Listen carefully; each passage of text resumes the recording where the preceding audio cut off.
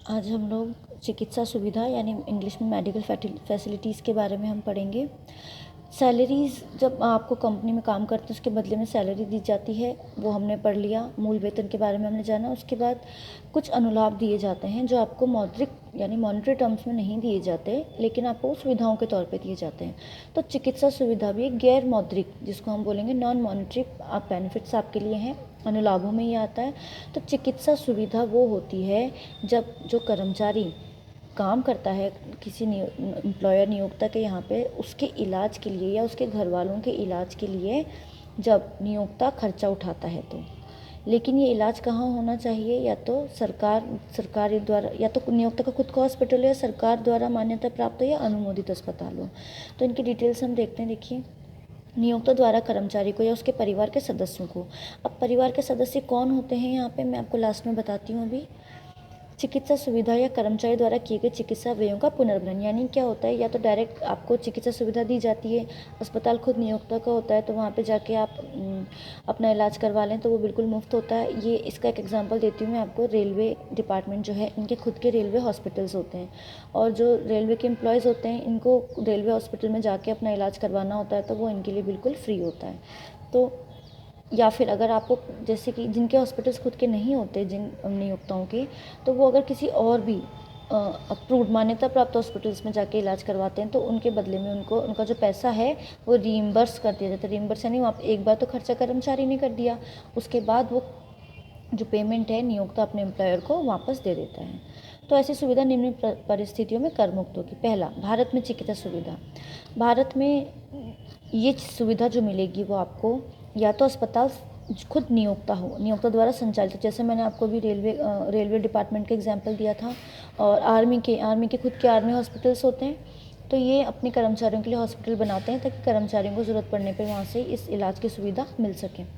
Next है मुख्य आयकर आयुक्त द्वारा अनुमोदित अस्पताल में आयकर नियम 3A में वर्णित बीमारियों इलाज हेतु, यानी कि कुछ बीमारियां हैं जो लिस्टेड हैं, अगर उन बीमारियों का इलाज करवाने के लिए आप जाते हैं जो कि कहाँ से अनुमोदित हो, मुख्य आयकर आयुक्त द्वारा, तो आपको चिकित्सा सुविधा फ्री मिलेगी, कर मुक्त होगी। सरकारी कर्मचारियों के इलाज के लिए अगर सरकार ने कोई मान्यता प्राप्त निजी अस्पताल भी है, कोई निजी अस्पताल है जिसने मान्यता ले रखी है सरकारी कर्मचारियों के इलाज के लिए, तो वहाँ पर भी आप इलाज कराएंगे तो वो कर मुक्त होगा। केंद्र सरकार से अनुमोदित किसी योजना अथवा बीमा विमानक एवं विकास प्राधिकरण की स्वास्थ्य बीमा प्रीमियम का नियोक्ता द्वारा भुगतान, या फिर आपने कोई हेल्थ इंश्योरेंस ले रखा है उसका जो आप प्रीमियम दे रहे हैं वो भी यहाँ पर कर मुक्त होगा। ये भी आपकी चिकित्सा सुविधा में आएगा। नेक्स्ट देखिए, भारत के बाहर चिकित्सा सुविधा। अगर भारत से बाहर जाते हैं तो जो आप खर्चा कर रहे हैं वो कौन कौन सा होगा? देखिए, नियोक्ता द्वारा कर्मचारी तथा उसके परिवार के सदस्यों के लिए भारत के बाहर चिकित्सा सुविधा उपलब्ध कराने पर निम्न राशियां कर मुक्त होगी।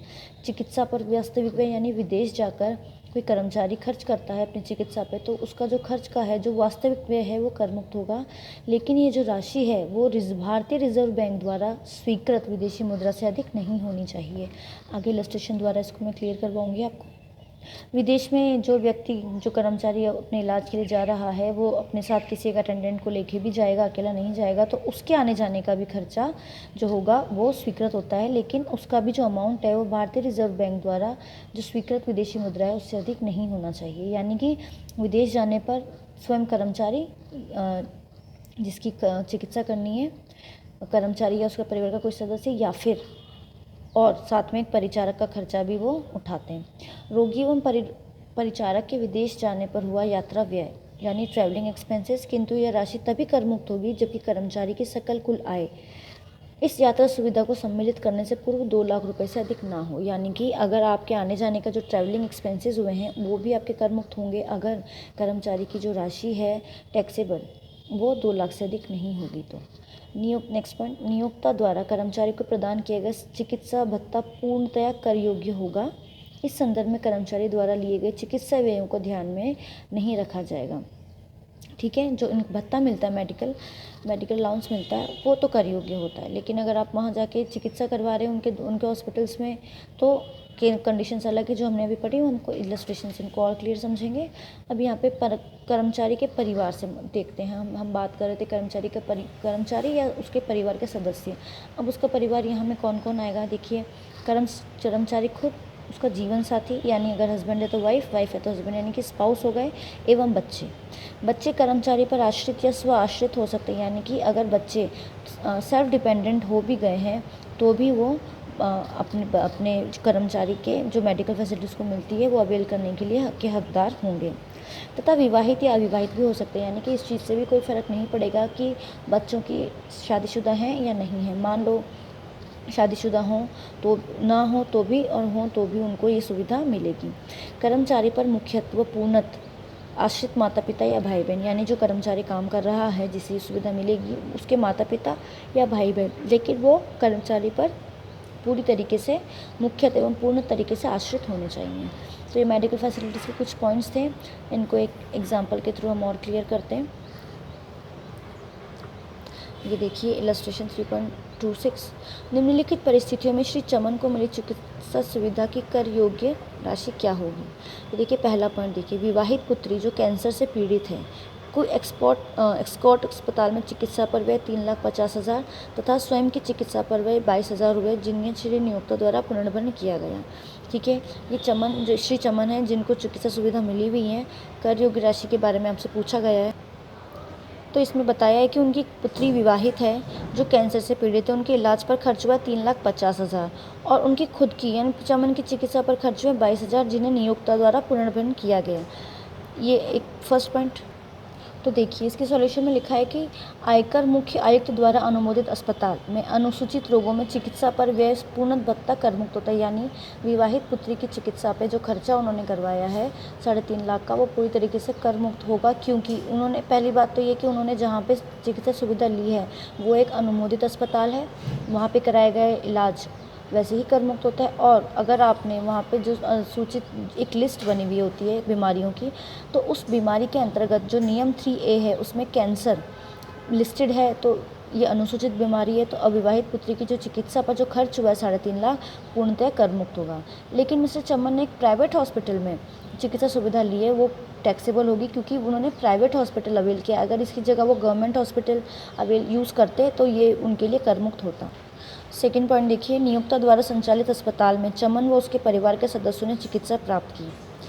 अब यहाँ पे जो अस्पताल है वो संचालित नियोक्ता द्वारा संचालित है। ठीक है, तो चमन, श्रीमती चमन व उनके नाबालिग पुत्र के लिए 7,000, तो ये पूर्णतया कर मुक्त होगी, क्योंकि एक तो अस्पताल स्वयं नियोक्ता का है और ये जो खर्च हो रहा है वो चमन पे हो रहा है, उनके जीवन साथी पे हो रहा है, उनके नाबालिग पुत्र के लिए हो रहा है जो कि इस चिकित्सा सुविधा के लिए हकदार हैं। चमन का वयस्क पुत्र, अब वयस्क पुत्र है, वयस्क है तो भी उसको वो हकदार है ये चिकित्सा सुविधा का लाभ लेने का। स्वनिर्भर होने पर भी उनको 3,200 रुपये की चिकित्सा सुविधा का लाभ मिलेगा और यह चिकित्सा का खर्चा श्री चमन के लिए कर मुक्त होगा। चमन के माता पिता जो कि चमन पर निर्भर हैं, ये उनके लिए कर मुक्त चिकित्सा सुविधा के हकदार हैं क्योंकि वो उस पर निर्भर है। अगर चमन के माता पिता निर्भर नहीं होते तो ये जो मिला है, जो राशि खर्च की है वो टैक्सेबल होती, लेकिन यहाँ पे क्योंकि निर्भर है तो 5,000 कर मुक्त होंगे। श्रीमती चमन के माता पिता जो चमन पर निर्भर हैं, तो श्रीमती चमन के माता पिता हैं यानी कर्मचारी की ये सास ससुर हो गए, तो उनके लिए चिकित्सा भत्ता कर योग्य होगा क्योंकि परिवार के सदस्यों में श्रीमती चमन के माता पिता शामिल नहीं होते। चमन के भाई जो कि चमन पर निर्भर हैं, ये मैंने आपको बताया था, भाई बहन माता पिता जो कि निर्भर होंगे मुख्य रूप से, उन्हीं के लिए कर मुक्त होगा। तो यहाँ पे जो चमन के भाई चमन पर निर्भर हैं उनके लिए 7,300 की राशि खर्च की गई है, तो ये राशि कर मुक्त होगी। चमन की बहन जो कि चमन पर निर्भर नहीं है, तो यहाँ पे ये जो राशि 18,000 की वो कर योग्य होगी क्योंकि चमन की बहन निर्भर नहीं है। अगर ये बहन इसकी निर्भर होती तो ये राशि कर मुक्त हो जाती। इसका सॉल्यूशन देखिए श्रीमती चमन और चमन पे खुद पे और नाबालिग पुत्र पे खर्चा 7,000 यहाँ पे कर मुक्त हो गया। चमन के वयस्क पुत्र पे खर्चा जो कि स्वनिर्भर था फिर भी यहाँ पर वो कर मुक्त हो गया। चमन के माता पिता का भी आएगा क्योंकि वो उस पर निर्भर थे। चमन के भाई का भी, श्रीमती चमन के माता पिता जो कि परिवार जो कर्मचारी है के परिवार की डेफिनेशन में नहीं आते, तो 11,000 यहाँ पे देखिए कर योग्य वाले कॉलम में लिख दिया। चमन की बहन उस पर निर्भर नहीं है तो ये भी कर योग्य वाले कॉलम में लिख दिया 18,000। तो कुल राशि हो गई यहाँ पे कर योग्य तो हो गई 29 और कर मुक्त हो गए 22,500। अब निजी चिकित्सालय में अगर आप सुविधाएं लेते हैं तो निजी चिकित्सालय का तो सारा जो पूर्ण राशि है वो कर योग्य होगी।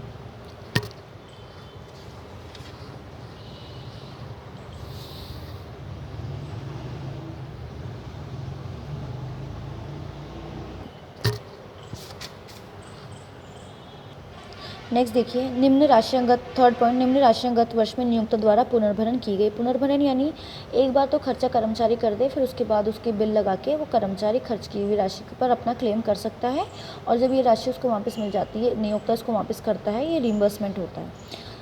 पुनर्भरण, आयकर मुख्य आयुक्त द्वारा अनुमोदित अस्पताल में श्रीमती चमन की बाईपास से शल्य चिकित्सा 4,10,000। अब क्योंकि ये आयकर मुख्य आयुक्त द्वारा अनुमोदित अस्पताल है, तो ये जो बाईपास शल्य चिकित्सा है 4,10,000 की पूरी तरह कर मुक्त होगी। श्री चमन की आंखों की शल्य चिकित्सा जो कि 3A में वर्णित है, क्योंकि शेड्यूल्ड बीमारी है तो भी, और अनुमोदित अस्पताल में करवाई है तो भी ये 20,000 रुपये कर मुक्त होंगे।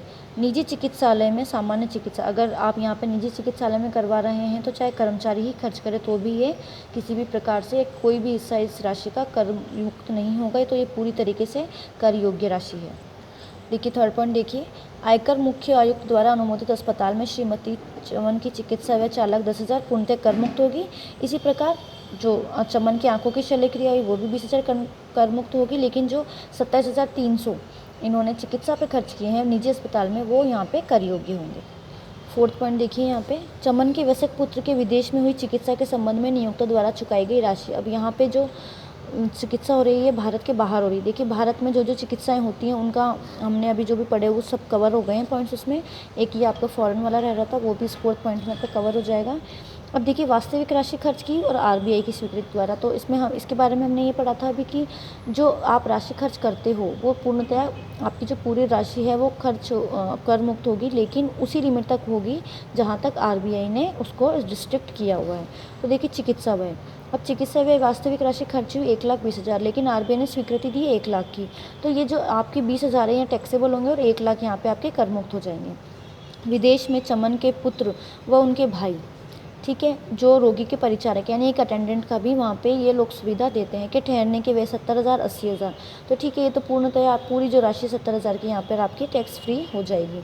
लेकिन जो यात्रा के व्यय हैं जो चमन के और उनके चमन के पुत्र के व भाई के हैं, तो 1,20,000 आरबीआई ने इसकी स्वीकृति नहीं दी है। तो हमने यात्रा व्यय के बारे में ये पढ़ा था कि अगर टैक्सेबल सैलरी जो है इस लाभ को जोड़ने से पहले अगर 2 लाख से अधिक नहीं होगी तो ये जो ट्रैवलिंग अलाउंसेज है, यात्रा व्यय हैं, ये कर मुक्त हो जाएंगे, नहीं तो ये जो यात्रा व्यय हैं कर योग्य होंगे।